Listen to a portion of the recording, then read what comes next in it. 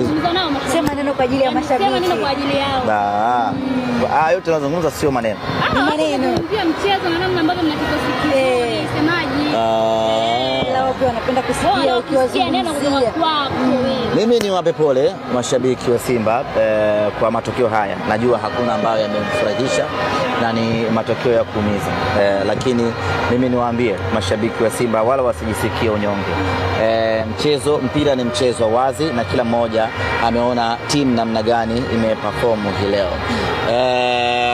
Inaweza ikahuzunisha kwa sababu ukihesabu hii ni mara 6 tunapoteza against one opponent, lakini hiyo isitutie unyonge. Sisi tuangalie improvement ya timu yetu. Tuangalie ni kwa namna gani timu yetu bora wake umeongezeka kutoka msimu uliopita.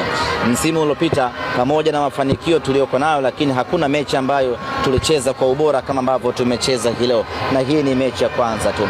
Maana yake ni kwamba vijana wetu wakiendelea kucheza na kuelewana, tutakuja kuwa na timu bora zaidi huko mbeleni.